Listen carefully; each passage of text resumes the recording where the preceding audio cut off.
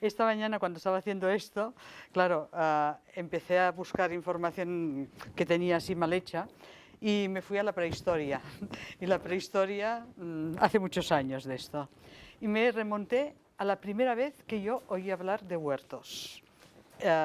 A ver, para situaros, la facultad es fruto de la unión de la Escuela de Maestros Sant Cugat y de la sección de Pedagogía de la Facultad de Filosofía. Entonces, yo vengo de la Escuela de Maestros Sant Cugat, ¿vale? Por tanto, los orígenes los sitúo donde yo me sitúo, que es lo que yo conozco, ¿eh? Y la primera vez que oí hablar de huertos fue de un profesor de geología que había unos laboratorios debajo, donde está ahora el monasterio de Sant Cugat, no sé si lo conocéis, si no lo conocéis, ir porque es precioso, pues debajo había unos sótanos que es donde estaban los laboratorios de la Escuela de Magisterio. Y en estos sótanos había un profesor que no he logrado recordar cómo se llamaba, que pobre hombre, además está muerto y por tanto no lo he podido llamar. He intentado hablar con Carmen Tomás, que es otra histórica, y me ha dicho no me acuerdo tampoco, pero llegué, yo era la primera vez que llegaba como profesora, llegué y había todo de tipos de suelos, de muestras encima de las mesas del laboratorio, y yo pregunté, ¿y esto para qué es? Me dijo, esto es porque estamos estudiando los suelos para montar los huertos. Nunca en la vida se me había pasado por la cabeza de que en una escuela de magisterio se podían hacer huertos. Fue la primera vez que oí hablar de esto. Y sí que me acuerdo perfectamente que hablaba o los estudiantes hacían dentro de la asignatura Geología para Maestros, que era esta asignatura, era Geología para Maestros de la etapa de segunda etapa, que era la época en que había la especialidad de ciencias, ¿eh? O sea, estaba la especialidad de infantil, primaria, que no existía, pero que nosotros lo hacíamos ilegalmente como especialidad, y luego estaba la especialidad de ciencias, la de sociales, etcétera. Pues en la de ciencias había una asignatura que se llamaba Geología para Maestros y lo que estudiaban era esto, propiedades del suelo, textura, estructura, color, etcétera, tipos de suelo y agricultura y sustratos adecuados para un huerto. O sea, este es el primer recuerdo que tengo de la palabra huerto ligado o relacionado con la Escuela de Maestros Sant Cugat. Las cosas nunca salen por azar, sino que siempre salen porque hay gente que ha pensado formas distintas de formar a los maestros. Y en aquella época la tradición de la Escuela de Maestros Sant Cugat era una tradición de formación de maestros en la cual era muy importante todo lo que era la conexión con el medio. No solamente el estudio del medio, sino el estudio del medio para la mejora de las personas, ¿eh? En aquel momento era esta la idea. Y había una tradición importantísima de salidas a la naturaleza para intentar estudiar cosas de la naturaleza. De forma que normalmente habían, no sé, porque nos entendíamos, unos centros en los cuales teníamos más feedback positivo y podíamos pactar qué es lo que queríamos hacer y qué es lo que no queríamos hacer con los maestros. Y estos centros, pues no sé si algunos recordáis o veis, sois muy jóvenes todos, pero esto es Can Coll, que es la maqueta aquella que pusieron, que no sé si existe ahora, porque hace muchos años ahora que no voy. Esto es una salida de Ogassa, o sea, había distintos sitios, pero había uno en especial que era muy importante para nosotros, que fue la creación de los campos de aprendizaje que hizo la Generalitat. Los campos de aprendizaje que hizo la Generalitat, dedicados a las escuelas que querían que sus alumnos fuesen a conocer medios específicos de Cataluña, distintos a los habituales en los que vivía. Fue un proyecto que hizo, que aún perdura, que se creó en el año 82. Y había uno en el año 83 que se creó las primeras actividades en el campo de aprendizaje del Delta del Ebro.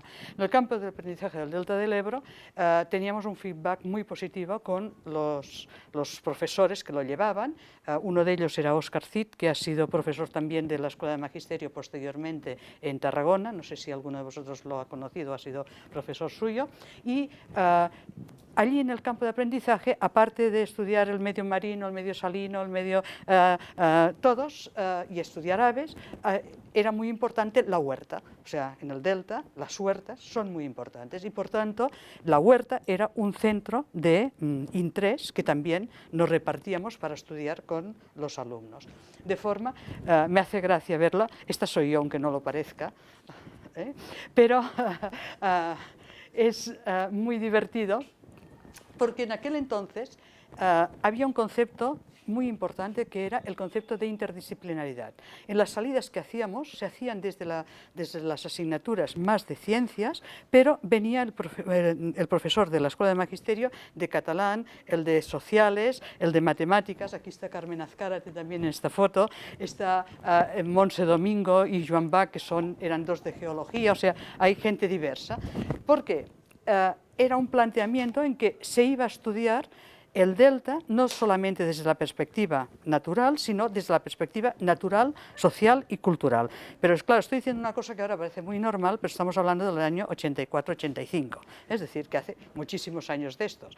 Y esto implicaba todo un montaje en el cual en aquel entonces incluso se llegaba a programar el tipo de menús que hacíamos y los propios estudiantes les tocaba, pues uno llevaba 4 patatas, el otro llevaba 4 ajos, el otro 4 cebollas, o sea, estaba todo calculado en función del número de alumnos y para que saliese lo más económico posible. Y no se iba con autocares, sino que se iba con transporte público y luego en el campo del delta empezaron a funcionar las bicicletas como medio de transporte que nos venían a buscar a la estación que no está en San Carlos, sino que está mucho más alejado, no me acuerdo dónde ahora. Bien, por tanto, esta es otra de los momentos históricos en que los huertos empiezan a entrar en la formación de maestros desde la antigua escuela de Sant Cugat. Hay un hecho importante en el año 84-85, que es que hay 2 profesoras de la sección de geografía, que son María Villanueva y Carmen Gonzalo, que ya en aquel entonces estaban pensando en la formación de maestros, pero en la perspectiva internacional. O sea, ellas pensaban o de alguna manera dinamizaban la idea de que la formación de maestros no podía ser una cosa cerrada a nuestro propio entorno, sino que tenía que haber una proyección de entrada y salida internacional. Con lo cual, ellas entraron en contacto con 2 personas importantes que... bueno, perdona, esta era otra cosa, ya me iba a otros para ir deprisa. Me paso primero a ellas y es igual. Son estas, con John Huckley y con el Roy Williams, que fueron las personas que montaron, o sea, juntamente con María y Carmen, el primer seminario de educación ambiental aquí en la Escuela de Maestros, y que posteriormente, esto se publicó posteriormente ya en el año 90, pero es anterior el seminario, no se publicó hasta el año 90. Y en aquel seminario salió otra vez que uno de los elementos para trabajar cuestiones ambientales podía ser el huerto. Es decir, fijaros que de alguna manera el huerto va apareciendo en toda esta historia. Hay un momento en que se celebra el 10º aniversario de la Escuela de Maestros Sant Cugat y desde la sección de ciencias hay una persona que es geóloga, que es Montse Domingo, que juntamente con Joan Bach están muy unidas a la zona de Olot, de Banyoles, de la Costa Brava, y por tanto las salidas se orientan hacia aquellos medios, pero hay un momento en que se hace una ruptura en el sentido de decir, pero vamos a fijarnos también en el entorno de lo que tenemos en esta zona y vamos a estudiar la zona donde estamos, donde está la universidad. Y la zona donde está la universidad, aparte de tener unas características, cuando digo universidad y estoy hablando de estos años, estoy hablando de Sant Cugat, o sea, no estoy hablando de Bellaterra. La zona aquella, en aquellos momentos, es una zona en que Sant Cugat no es lo que es ahora, sino que es un pueblo, de alguna manera, que ya tiene perspectivas de ir por la vía del crecimiento que ha tenido, pero que hay muchos huertos y en este libro que recoge la historia del medio donde está ubicada la escuela de Sant Cugat, ya se habla también de los terrenos hortícolas que utilizan la gente de la zona. Bueno, y con esto, fijaros, hasta aquí no hay huerto propiamente. El huerto sale, pero no es una cosa que sea consustancial a la dinámica propia de la facultad. Bien, hay un momento en el año 90-91 que hay una confluencia de hechos importantes. ¿Qué confluencia hay? Hay la decisión de crear un huerto, de fijar un presupuesto dentro de la partida de laboratorio. Ahora no sé cómo está, José lo debe saber mejor que yo, pero antes el laboratorio tenía una partida propia que daba desde la propia, o sea, que venía de la propia facultad, no venía de departamento, sino de facultad. Y dentro de esta partida de laboratorio se decidió incrementar la partida con un presupuesto específico para huerto, justo en la zona donde hemos estado ahora mismo. Se decidió determinar y limitar el lugar idóneo y relacionarlo directamente con lo que entonces era una asignatura que se llamaba Conocimiento del Medio Natural, Social y Cultural, que se daba en la etapa de primaria. Y esta confluencia de intereses o de situaciones que llegaron a decidir esto, ¿por qué vino? Vino primero porque estamos en un momento en que se había iniciado la ley de reforma universitaria, unos años antes se estaba implementando. Y en esta implementación había tres hechos importantes. Uno, se iniciaba el camino de la creación de las facultades de educación. Es decir, nosotros nos estábamos planteando dejar de ser escuela de magisterio para pasar a ser facultad. Por tanto, tenía que haber un cambio sustantivo en algo. Dos, en la facultad, por primera vez, si íbamos hacia la creación de facultad, por primera vez tendríamos estudios de primero, segundo y tercer ciclo. Por tanto, que esto era una novedad importante en las escuelas de magisterio, que no tenían estas posibilidades. Por tanto, era importante también buscar otras formas, otros caminos de abertura a la realidad. Y finalmente hubo una decisión importantísima que fue la sensibilidad del último equipo de dirección de la Escuela de Magisterio. Esta también soy yo, aunque no lo parezca, pero fundamentalmente hubo la decisión de Jaume Botell, de Teresa, de Quintana, mía y del rector de entonces, que era Ramón Pascual, que es catedrático de física, y él entendió enseguida lo que le estábamos planteando. Esto fue un elemento fundamental. Pero hubo otro elemento fundamental, que es que las cosas, como decía antes, no pasan por azar, sino que estaban en un contexto en que se acababa de aprobar la LOCSE.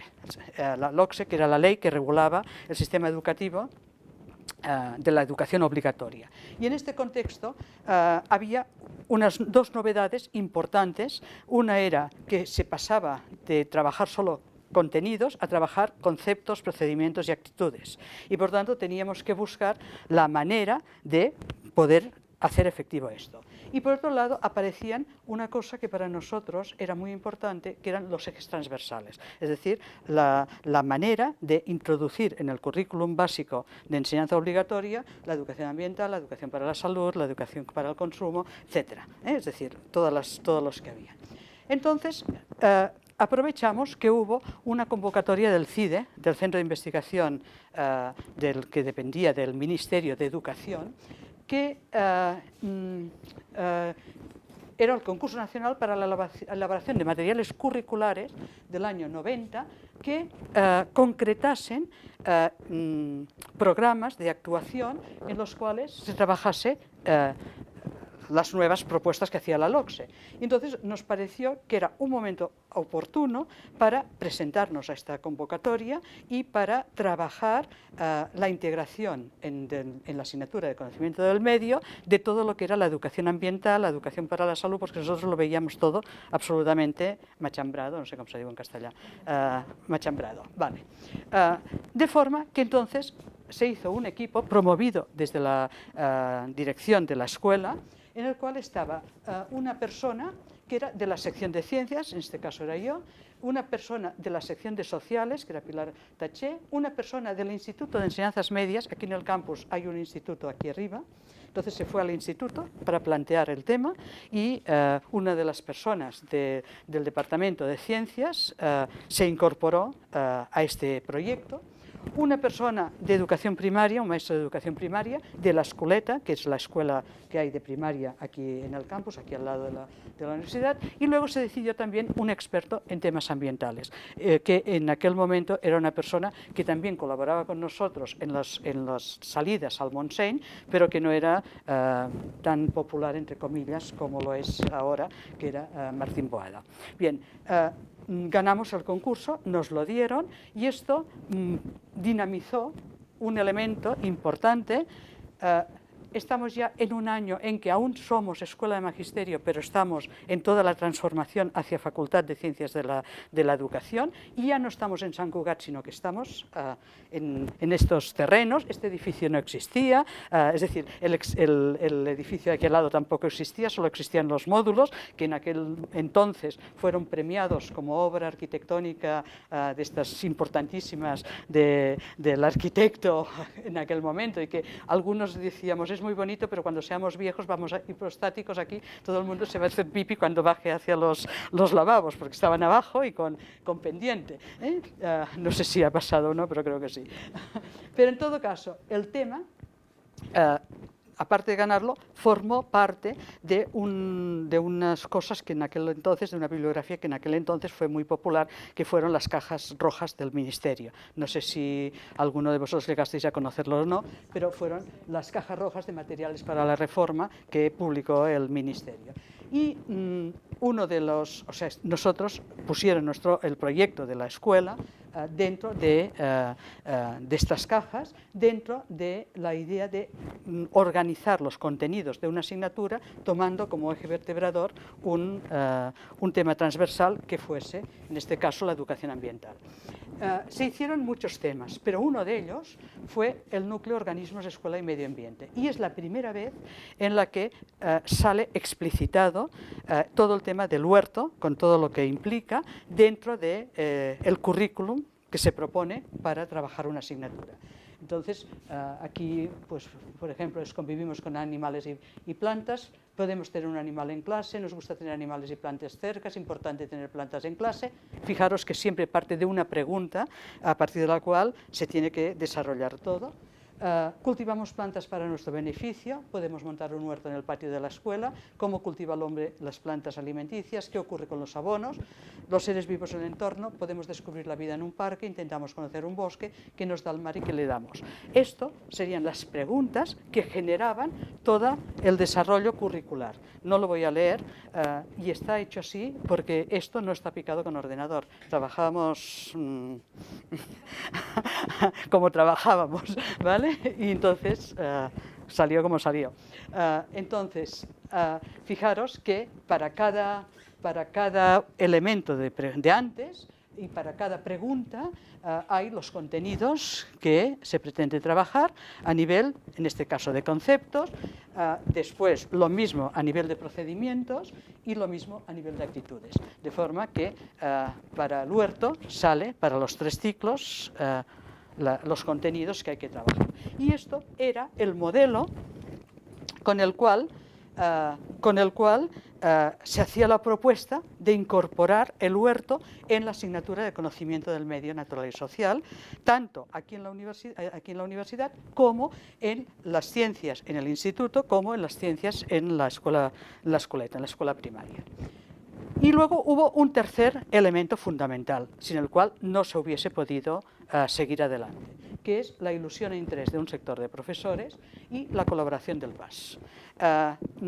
Es muy divertido, no sé si identificáis esta fotografía. Este es Carlos Busquets y este es Sergio Busquets. Y su padre es Joan Busquets, del cual no tengo ninguna foto, que era el conserje de la escuela primaria, que es la que está aquí al lado. Y este señor tenía un huerto maravilloso, con lo cual, claro, le echamos la vista enseguida, porque en aquel entonces el conserje vivía en la escuela.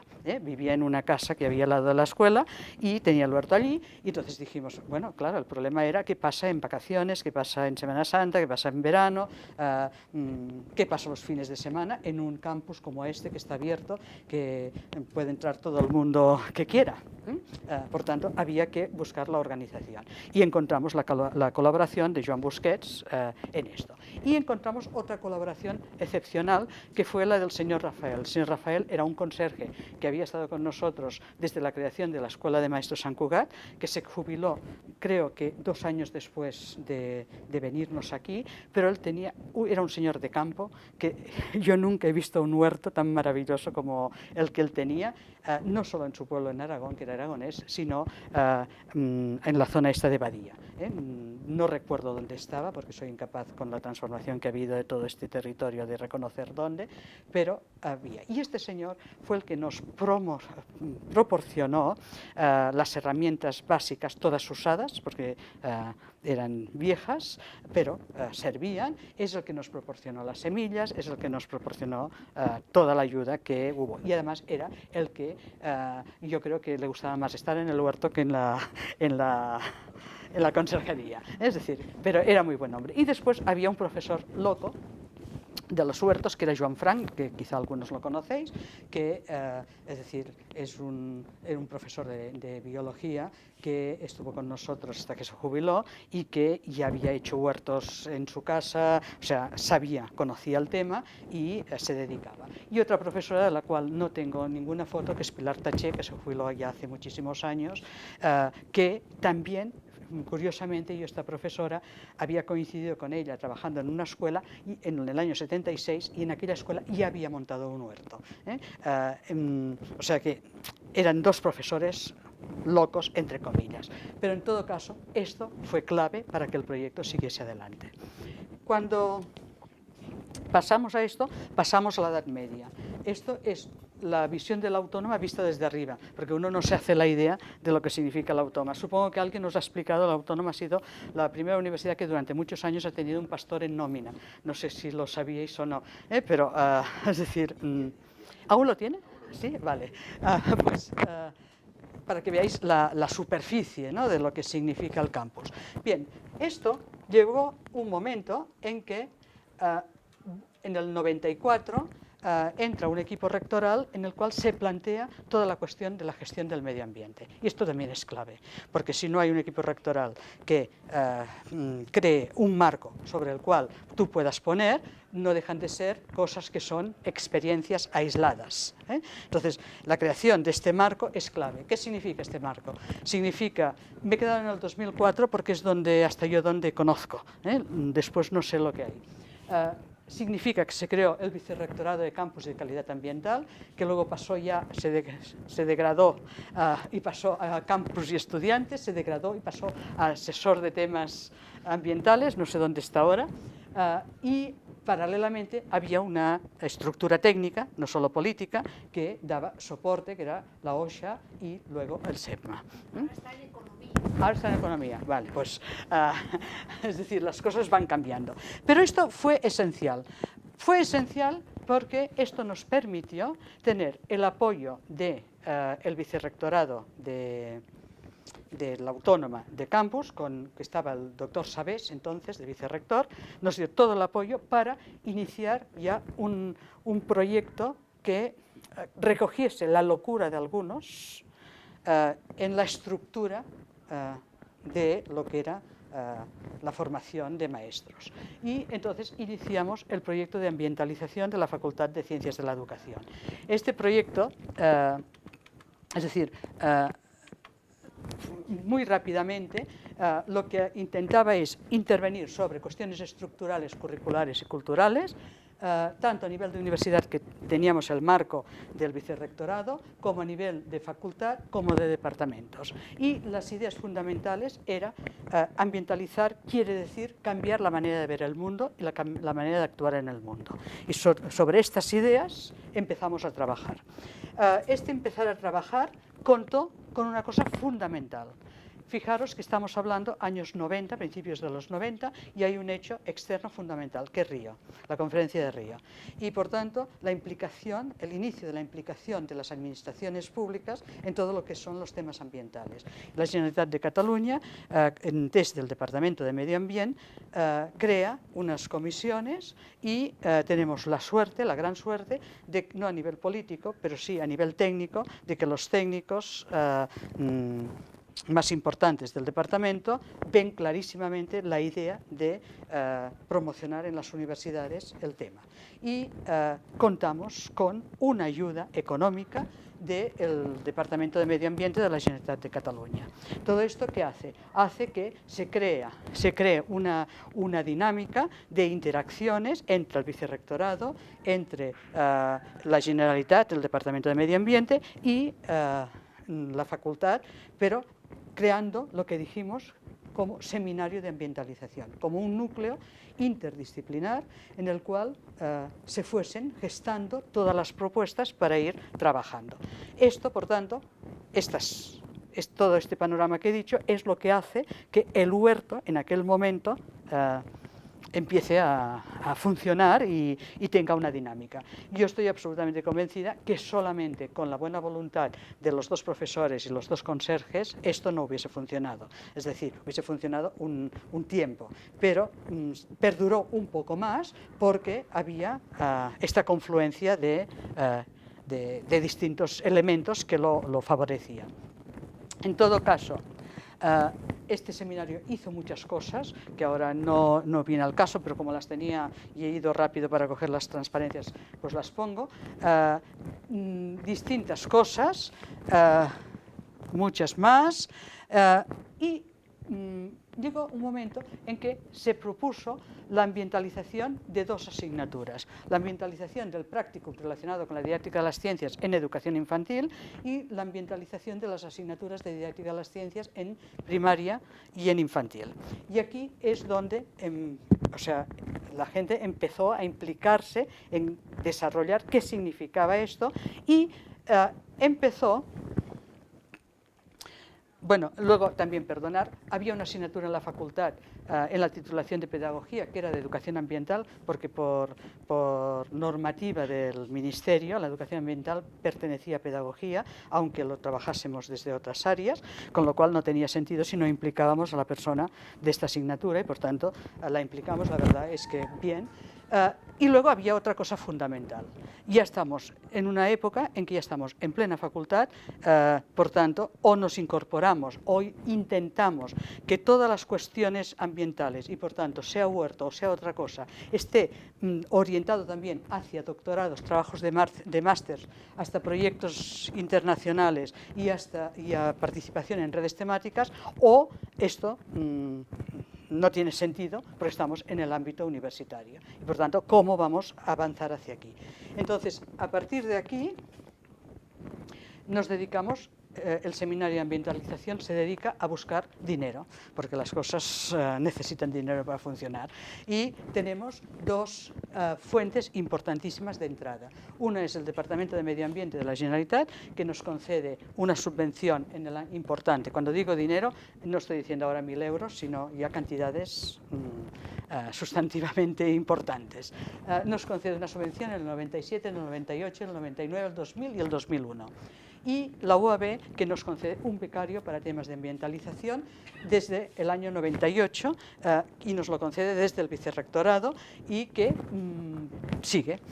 Parece ser que es el único becario que aún sigue aquí en la facultad. Nos callamos por si acaso. Y entonces aparece la edad moderna ya empezamos a buscar otro tipo de subvenciones, ya más relacionadas también con investigación y, por tanto, nos presentamos a un concurso de innovación educativa que lo tenemos el 2001, 2002, 2003 de la Generalitat, que es innovación educativa en las materias de formación de profesorado, dos proyectos de investigación del Ministerio, de los proyectos de la MICIT normales, y un tercero que no me acuerdo del título y no he tenido tiempo de buscarlo, y creo que hay un cuarto, pero yo ya no sé dónde está el límite. Y todo esto coincide con otra cuestión importante, que es la creación de la titulación de Ciencias Ambientales en la Autónoma.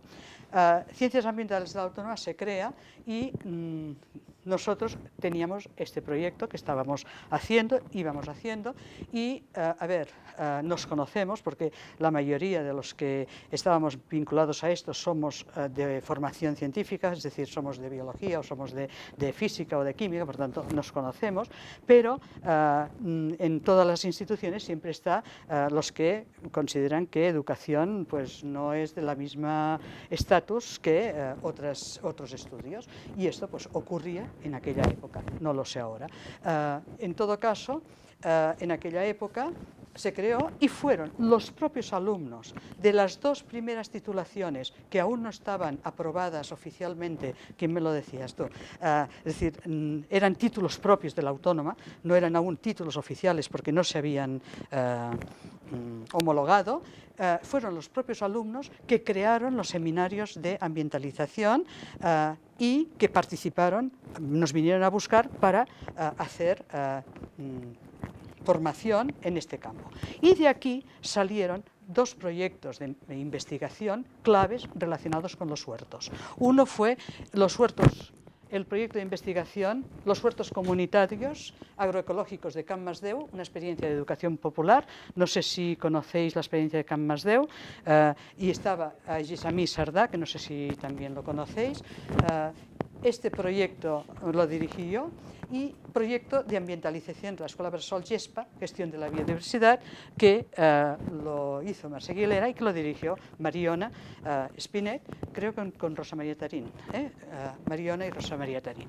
En estos proyectos yo creo que se dio un impulso muy importante a todo lo que fue la investigación relacionada con los huertos y el desarrollo del huerto en la propia facultad y en los centros externos. En un caso, en un centro no escolar, y en otro caso, en un centro escolar.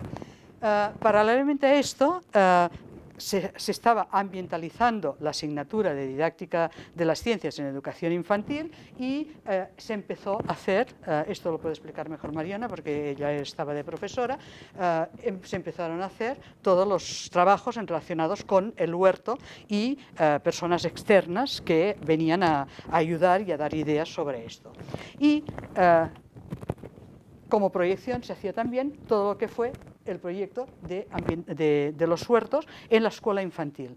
En la escuela infantil de 0, estamos hablando de 0 a 3 años, que estaba relacionado con el proyecto de investigación y con el desarrollo curricular, o sea, con todo. Y la verdad es que Mariana también os lo puede explicar mejor, pero esto fue una experiencia inolvidable para todos los que participamos, directa o indirectamente, porque vimos la posibilidad y el potencial que tenía la creación de un huerto para el trabajo con los niños pequeños, con los maestros y con la familia, porque las familias fueron un elemento clave en este trabajo. Bien, es decir, es lo que os decía, es decir, se vio la idea del huerto como un elemento clave de comunidad de aprendizaje en el cual pueden intervenir agentes muy distintos. A partir de aquí hay otro elemento importante que es toda la cuestión de divulgación. No tiene sentido en una facultad de educación no hacer o no situarse en todo lo que es la extensión del conocimiento, la transferencia de conocimiento. Por tanto, había que buscar las fórmulas para transferir todo lo que estábamos haciendo. No sé, yo creo que fracasamos bastante porque fracasamos, no lo supimos hacer bien, pero intentamos movernos en el máximo de sitios. Con todo esto llega la etapa actual, la etapa contemporánea, en la cual yo ya me he quedado aquí en el PowerPoint porque he considerado que Mariona os lo podía explicar mejor, porque yo ya con todo esto estoy fuera de la órbita, y entran todos los programas de Agenda 21 y el trabajo de los huertos que se hace. Yo creo que esta es muy resumida la historia.